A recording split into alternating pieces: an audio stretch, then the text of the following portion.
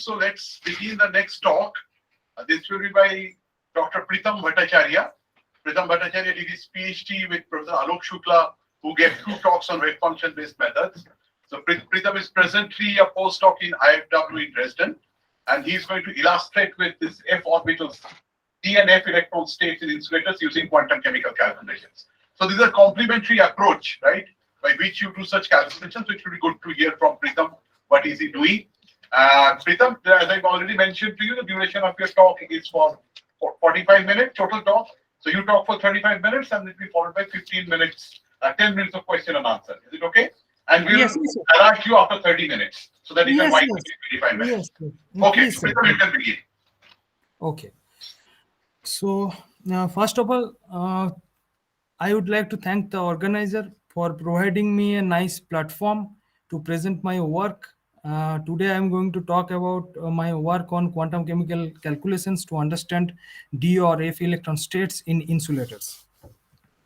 The outline of my talk is I will first discuss the motivation, then theory and computational approach in brief, and then I will present my results, and finally I will discuss the summary.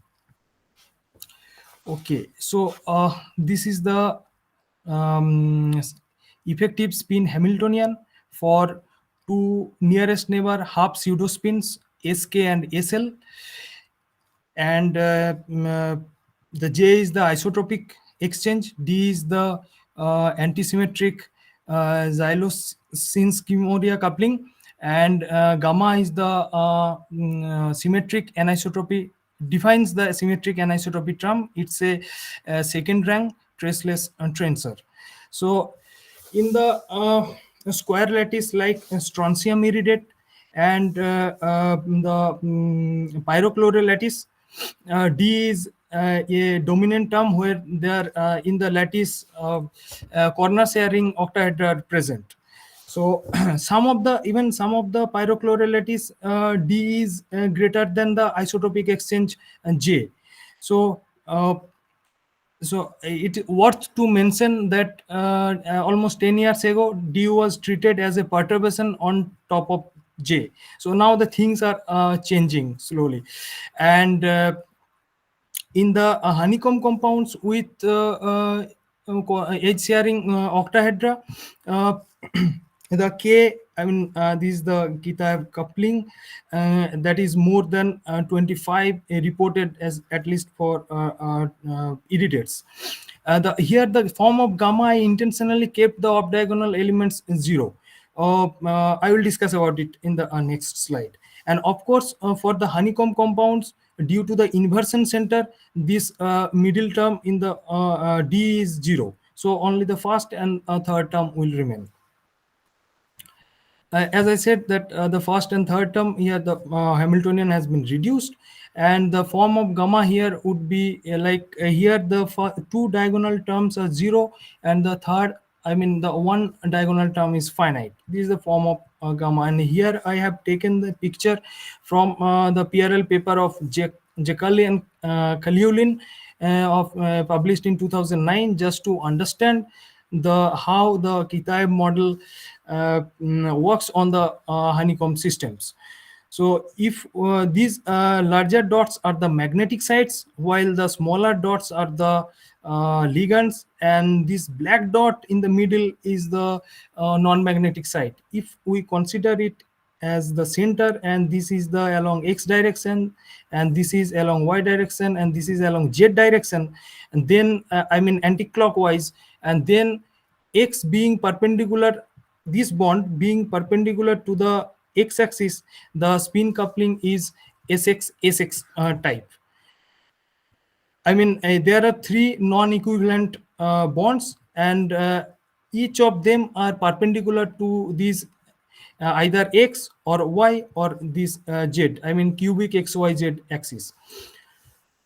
So there are rarely any analytical solvable model is available, and these materials are highly frustrated even for ferromagnetic couplings and spin liquid. There's a possibility of realizing spin liquid ground state in such systems. The examples are could be the edge sharing octahedra in honeycomb lattice is Na2I or O3, RuCl3, and these are these first two. The first one is the 5D compound, this one is the 4D compound, and this one is 3D compound. So nowadays there is a lot of excitement in the cobaltates, honeycomb cobaltates. To extract those magnetic couplings in these materials, we are using wave function based approach. So what is multi-determinant expansion? I will explain it in the next slide. And we are doing on complete ab initio data to extract for this purpose. And there's no, we are not considering any assumption in as a form of something like exchange correlation, or no, we are not adding any posteriority corrections as well. So nowadays in a group, I mean, in Stuttgart, it is reported that full configuration interaction, they perform full configuration interaction calculations for a material like nickel oxide. Though they have performed for the diagonalization purpose, they have performed quantum Monte Carlo calculations, and such correlations with the wave function based approach are almost tested on molecules for almost 50 years. And the immediate question is that what about the solid state surroundings? For the solid state surroundings, we are considering a large array of point charges which reproduces the crystalline Madelung field within the cluster volume. Okay, so I first frequently use complete active space self-consistent field approach, so which is a special case of multi-configurational SCF approach. And this approach, for example, to describe a ground state of a system, more than one degenerate or nearly degenerate Slater determinant is needed. In that case, this approach is very efficient, because in Hatry-Fock with a single Slater determinant could produce wrong results. So something like it's so when I said that degenerate or nearly degenerate, so Slater determinants, that means it's a kind of static correlation we are considering. So I can, so interestingly, the static correlation or dynamic correlation can be understand from this following expression, where psi is the total wave function, phi 0 is the reference wave function, and phi I are the excited state Slater determinant. If the weight of the excited state, one or more or a few excited state Slater determinant is similar to the weight of the reference wave function, weight of the reference wave function, then the correlation can be seen as a static correlation. But if the weight of the reference wave function is much more higher than as compared to the excited state Slater determinant, then the correlation can be seen as a dynamic correlation. And in Cass-SCF approach, the orbitals are divided into three spaces, that is inactive orbitals, where the orbitals are completely occupied, and inactive orbitals can be partially occupied, while the virtual orbitals are completely unoccupied. And to improve upon Cass-SCF or HF theory, one can add the description of correlation motion of electrons, and that can be done using configuration interaction approach, and which the wave function can be, I mean, just the previous wave function and previous expression I have expanded it. So here again the reference wave function, this is the total wave function, and here one of the electron from ith occupied to eighth unoccupied, it has been excited. So if we consider the first two terms, then it's a Ci singles, and if we consider the three terms, all the three terms presented in the right hand side, then it's a Ci singles and doubles, where here the two electrons are excited from ith and jth orbital to eighth and bth orbital. So if we consider all possible terms, then it would be a FCI approach. So Anyway, I am using the multi-reference configuration interaction approach, where the metal d or f orbitals are correlated with the ligand p orbitals. Well, I will talk about more generally in the Skita spin liquid candidates materials related, and in this sense, the started with the iridium, and then later on people found the ruthenium chloride. So in this case, for 4D and 5D compounds, of course, the EG levels are much more higher as with respect to the T2G levels in the d orbitals. So the T2G5 configuration in each metal sites for 4D and 5D compound is possible, while for the 3D compounds it is not possible. So the effective, and we are for the computational chemistry calculations, we are considering only the T2G orbitals, and these are 5 with 5 electrons. So T2G eventually it leads to a T2G5 and T2G5 character. So this is the cluster with for the nearest neighbor octahedra, with here all the ligands, and also we are considering the nearest neighbor metal sites. Uh, those are replaced with the rhodium.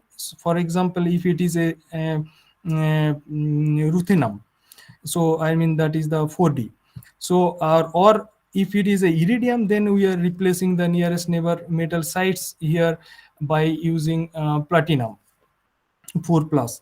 So I am, and in that case we are filling all the orbitals like T2G with T2G6 configuration.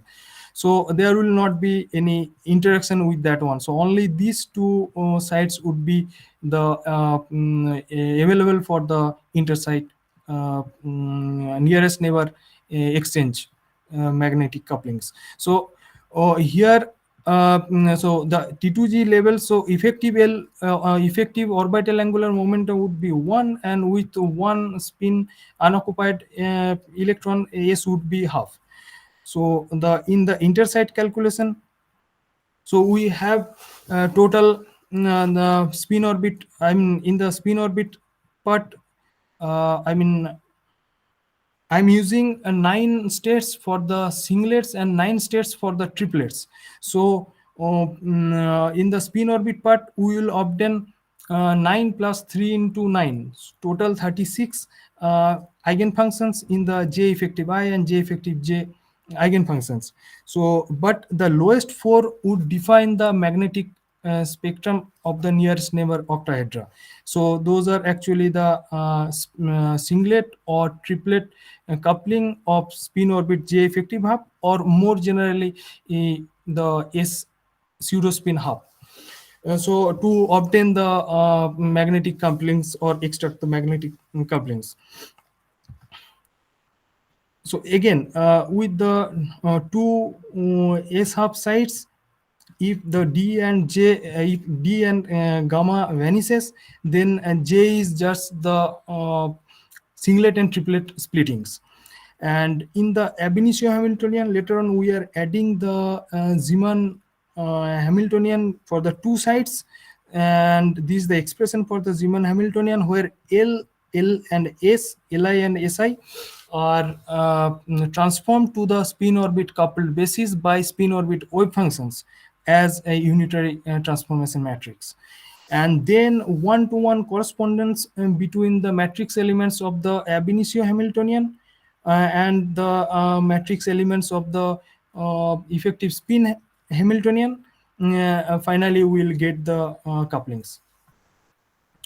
So these are the some work by some of the previous members in the Dresden group here, quantum chemistry group, and we observed that only for I mean experimentally also, and we also theoretically observed that for hydrogen, lithium, iridium oxide, and also for ruthenium chloride, the spin liquid ground state is I mean predicted.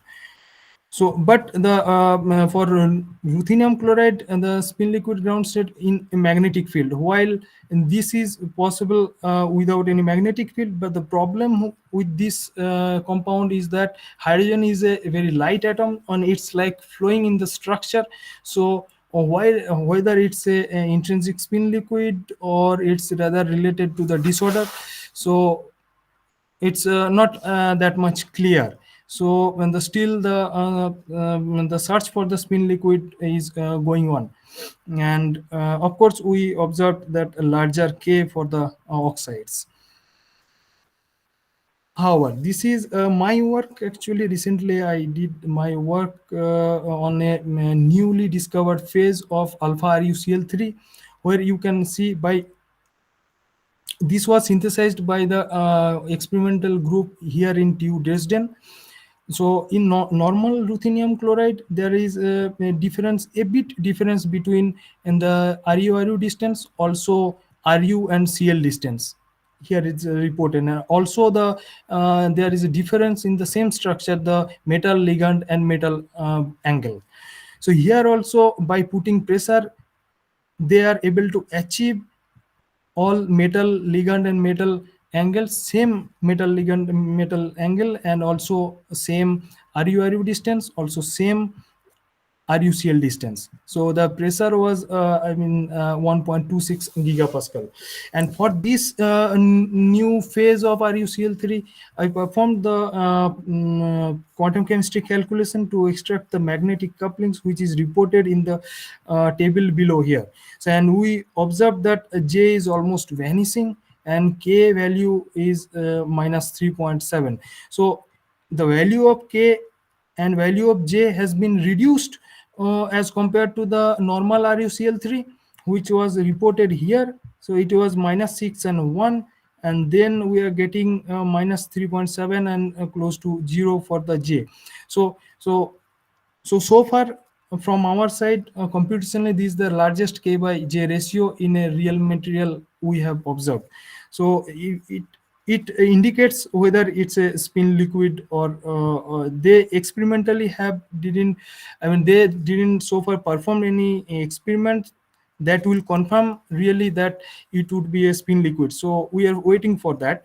And also one can also perform one can also use these couplings and what it means for the extended spin lattice.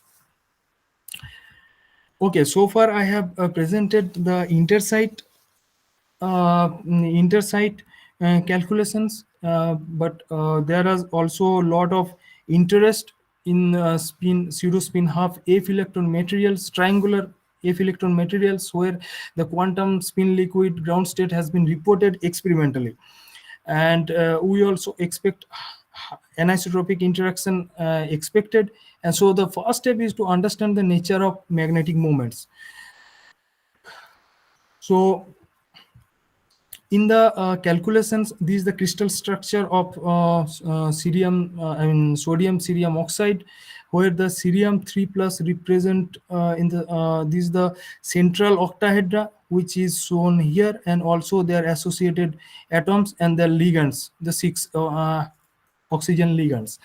This is the finite cluster considered in the calculation. And again, the solid state, for the solid state surroundings, we take large array of point charges which reproduce the crystalline modeling field within this cluster volume. So so it's for a free F1 or F13 ion. So it's shown here for the F13. So in presence of spin orbit coupling, the states will split as J equals to 7 by 2 and J equals to 5 by 2. So for F1, J equals to 5 by 2 would be in the lower side. So the manifold J equals to 5 by 2 and J equals to 7 by 2 because of the S equals to 1 with one unpaired electron and only one electron. So F1 means one electron in the F cell. So S would be 1 and it's 1 electron. So L would be 3. So we'll have J equals to 5 and J equals to 7 by 2, J equals to 5 by 2 and J equals to 7 by 2 manifold. We computed the spin orbit state without we compute the crystal field splittings without the spin orbit coupling, and also in presence of the spin orbit coupling, which is reported in this column. And this column can be compared with the experimental data, as these are obtained from the MRCI calculations. And that is the highest level of, not highest, I mean, correlation can be correctly captured at MRCA level. So in presence of SOC, so we can see that there is a very significant or the good match or agreement with the experimental data. And also we observed very large crystal field splitting, which is few times larger than the spin orbit coupling constant. The spin orbit coupling constant was obtained using the, we performed Cassasiet calculation in presence of spin orbit coupling for a free cerium 3 plus ion, and we observed that the gap between the J equals to 5 by 2 and J equals to 7 by 2 manifold is 250 milli electron volt, and the spin orbit coupling is 2 by 7 into 250, that is 71. So it's a few times larger here, the crystal field splittings, than the spin orbit coupling constant. And also we can see here the first two excited states are 120 milli electron volt higher with respect to the ground state, as well as the third excited state is also higher with respect to the first two excited states by 120 milli electron volt. So in this compound, J equals to 5 by 2 and J equals to 7 by 2 nomenclature is not so appropriate. And this work is published in PRB this year. Well, so again, this is earlier sodium cerium oxide that I was presenting. In that compound, cerium 3 plus with D3D octahedra. The octahedra has the symmetry of D2D. Here, the octahedra has the symmetry D3D, and these are triangular lattice. So X is these are rubidium, cerium X2. X2 represent oxygen, sulfur, selenium, tellurium. So all the materials are here, the triangular lattice. So below I am presenting the inelastic neutron scattering measurement, I mean spectra for each of these compounds. So we can observe, if we look at the standard multiplate diagram, then as I mentioned that for the F1 compound, J equals to 5 by 2 in the below side. So the first two lowest excited state is expected from the experimental data. For NaCO2 that we observed it, I mean not we, it's some published paper by a group of University of California, and this one is the for this one again cerium 3 plus, but we can observe that there are three peaks for the lowest we can observe three peaks corresponding to the spin orbit coupling, spin orbit states or crystal field states. So the one extra peak is appearing, or one anomalous mode is observed.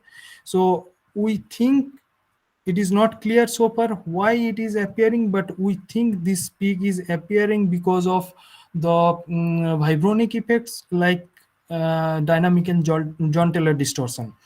So again, this is a collaborative work with the same group, the University of California, and we published this paper in PRM this year.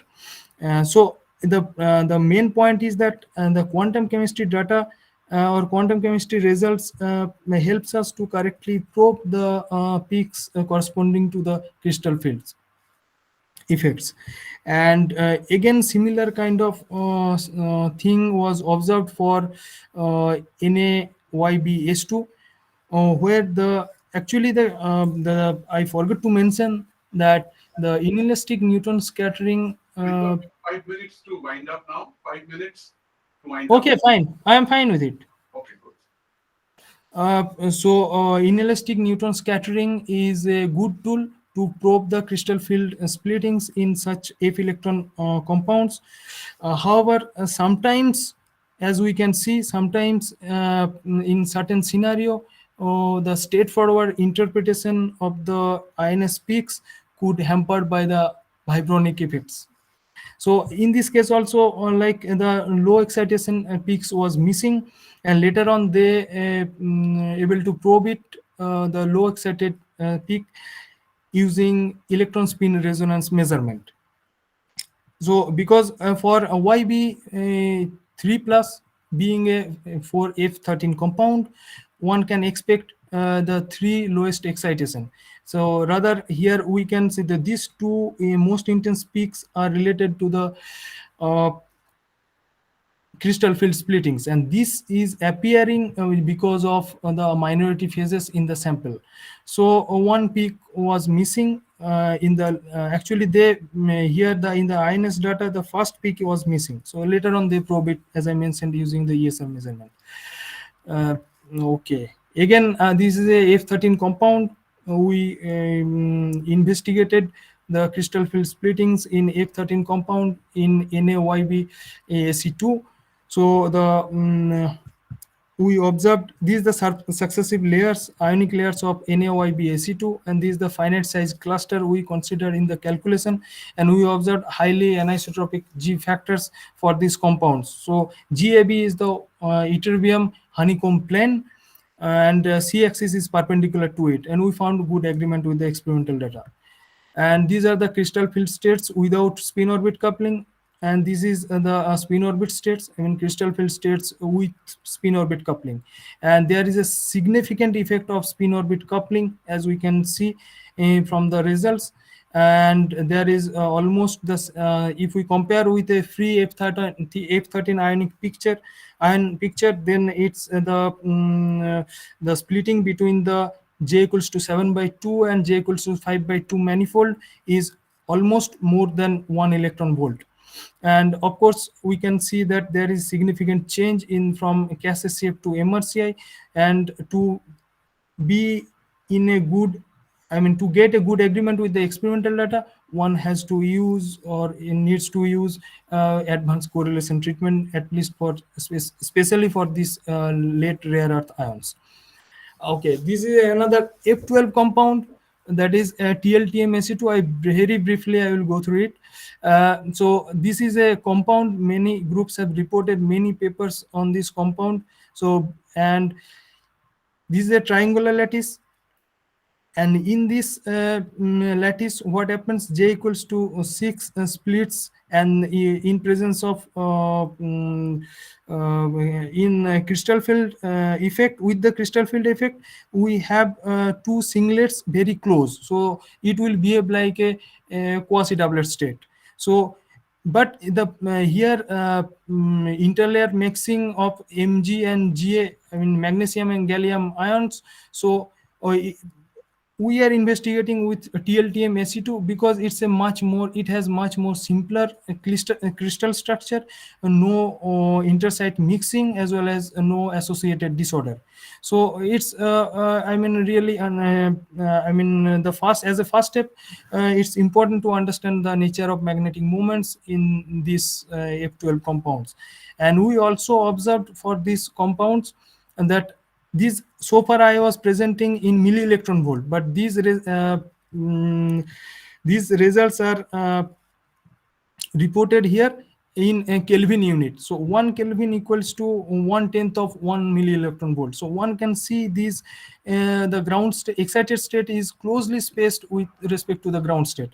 So that's why, and here for this compound TLTM-Ac2 compound, the group experimental group reported that spin up like behavior in the susceptibility measurement. Now the quantum chemistry data can explain why they are observing the spin up like behavior in their susceptibility measurement. And this is a bit hypothetical structure, but what we did, we moved the ligands along the z direction, so that to make the ligand metal ligand metal angle 90 degree. So, and then we observe that it's a singlet, and the fast excited is a quasi I mean completely doublet. So the structure is the splittings is changed here. So basically one can achieve it because the adjustment that I mentioned along the direction, that is very small, so one can achieve it by strain or pressure experiments.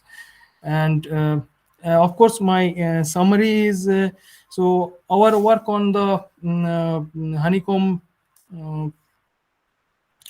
lattice on alpha RuCl3, that could motivate for future strain and pressure experiment, which could tune the kita interaction in the lattice. And also for the F electron materials, one can observe or look for or can probe to get the magnetic couplings and to theoretically then it could be easier to understand that why experimentally they are reporting what they are reporting, that these are could be spin liquid ground states, so that could be easily understood. And thank you very much for your attention.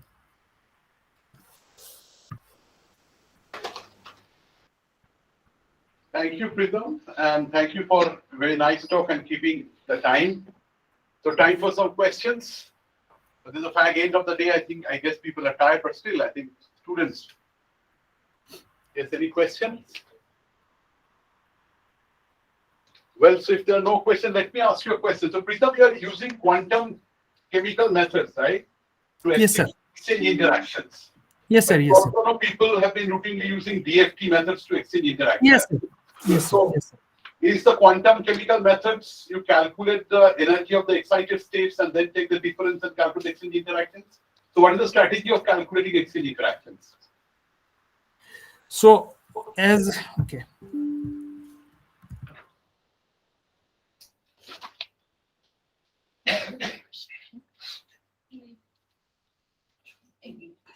So we, of course, so if we look at here, then we are taking this one from the ab initio calculation, and then we are adding the Zeeman term for the two side Zeeman term, and then we are transforming or transferred the Li and Si using the to the spin orbit coupled basis using the spin orbit wave function. And then we are comparing with the effective model Hamiltonian. So if I correctly understood your question. No, so you're mapping an ab initio to an effective model, which is fine as far as the Hamiltonian is concerned. But then how do you extract your J's and K's? Okay, so one-to-one correspondence between the effective Hamiltonian. So with the matrix elements of the ab initio Hamiltonian and the matrix elements of the effective spin Hamiltonian will provide me the J and K. So so diagonal elements would be the splittings that we are obtaining from the ab initio calculation, and the off diagonal term would appear here due to the Zeeman term. And then we are one-to-one correspondence between the ab initio matrix elements from the ab initio and matrix elements from the effective spin Hamiltonian. Okay, good. Yeah. Any questions? Okay, so there is one more question. Yes.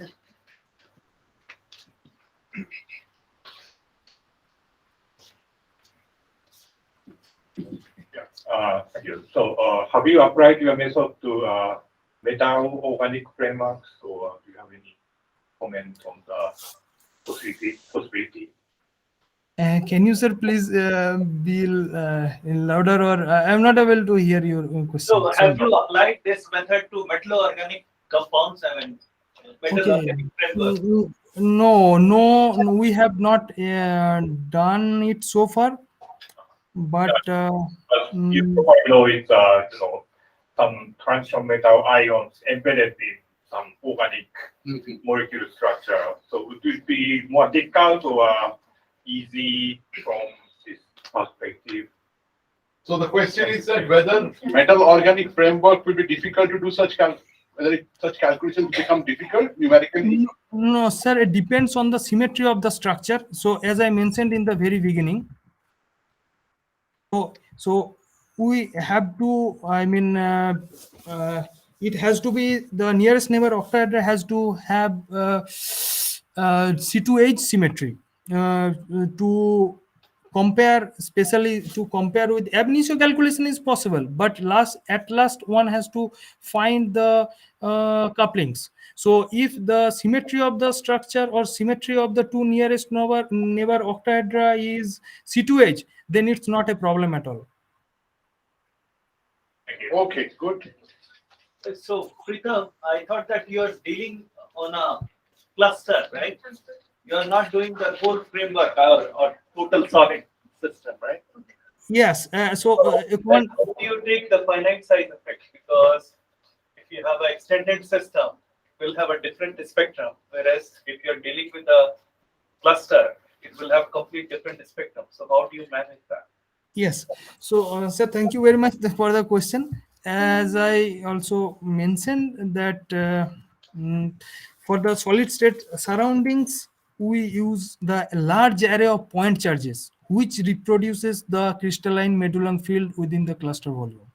So we are considering the, effect of crystalline medullum field, which would be reproduced inside the cluster volume. Okay. Okay, so if there are no more questions, let's thank Pritam Bhattacharya once more. Thank you very much. Pritam, thank you for giving your talk.